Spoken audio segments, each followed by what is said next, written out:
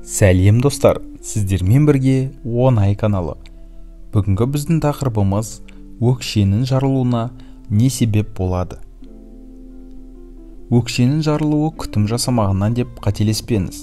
Ол белгілі бір аурулардың пайда болуынан белгі береді. Егер ағзаға омега-3 майлы қышқылы мен дәрумен жетіспесе, онда теріңіз құрғап, өкше тілімденіп жарылады екен.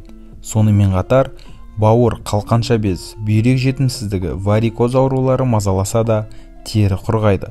Оған қоса, глюкоза мен инсулиннің көптігі де терінің құрғауына себеп болады. Ал өкшенің жарылуына бірінші қышыма. Аяғыңызды жарақаттап алғаннан жағымсыз иістен пайда болады. Бұл кезде өкше қабыршақталып жарыла бастайды. Ал оны қалай емдейміз? Алдымен қышыманы емдеу керек. Ол үшін дәріханада сатылатын бактерияға қарсы сұйықтық немесе дәрілер аласыз. Оның құрамындағы тербинофен қышыманы кетіріп, өкшенің жарылғанын емдейді. Бір аптадан соң-ақ теріңіз тегістеліп, өкшеңіз әдемі болады. Ескеріңіз, емді қолданудың алдында аяғыңызды сода қосылған сумен тазалап жуасыз. Сүлгімен мұқият сүртіп, таза ауада кептіресіз. Ал эндокриндік ауру кезінде де өкше жарылады.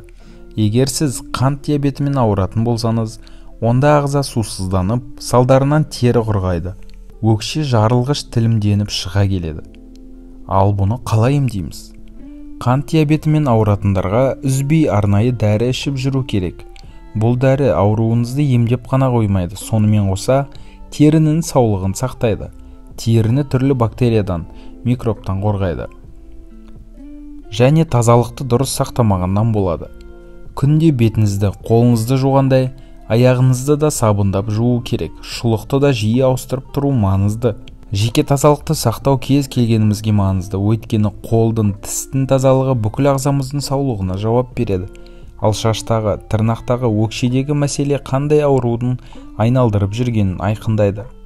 Демек, тазалық аурудан айығудың алғашқы қадамы екенін ескеріңіз. Өкшенің жарылуын емдеу үшін де алдымен тазалыққа ден қойыңыз. Ол үшін үлкен ыдысқа ыстық су құясыз. Оған ас содасы мен үгілген кір сабынды араластырыңыз. Қоспа әбден еріген кезде аяғыңызды салып, бұлау жасайсыз. Бұл ем өкшеге өте пайдалы. Теріңізді жұмсартады, тілімденгенін емдеп тегістейді. Әрі аяқтың қан айналымын жақсартады. Және өкше ағзада құрт болғанда да жарылады. Ал бұны қалай емдейміз? Егер өкше құрттың кесірінен жарылып жүрсе, онда құртқа қарсы дәрілерді қабылдап шайын ішесіз. Ең дұрысы, дәрігерге қаралып, арнайы сараптама жасатыңыз.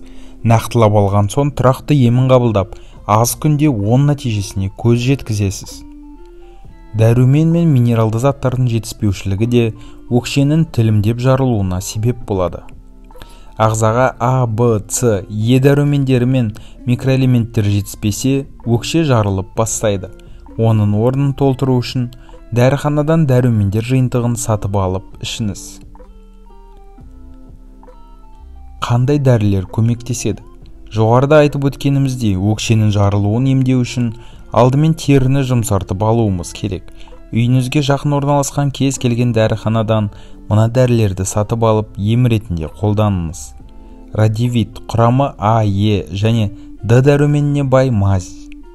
Осы пайдалы құрамының арқасында теріні жұмсартып, қышығанын басады, әрі теріні нәрлендіреді. Шойл құрамы кератин, пантенол, иланолин затына бай гель. Бұл терінің тілімделіп, қабыршақтануына керемет көмектеседі. Сонымен қатар теріңізді жұмсартып, ылғалдандырады. Биоастин өкшедегі қышыманы емдейді, инфекцияны жояды, әрі жараны кетіреді. Бұл гель өз кезегінде теріні де жұмсартатын қасиетке ие. Өкшенің жарылуына мұнан бөлекте маз бен гель көмектеседі. Алдымен себебін анықтап алу маңызды. Егер жоғарыда келтірілген аурулар себеп болмаса, онда эритроцимин, левомиколь, бенамицин немесе синтамициннің де көмегіне жүгінсеңіз болады. Дәрілік заттармен емді қолданбас бұрын міндетті түрде дәрігермен кеңесіп алыңыз. Осымен достар, бүгінгі видеомыз сіздерге өз пайдасын тигізеді деген ойдамыз. Ал біз сіздермен қоштасамыз. Сіздермен болған оңай каналы. Келесі кездескенше достар.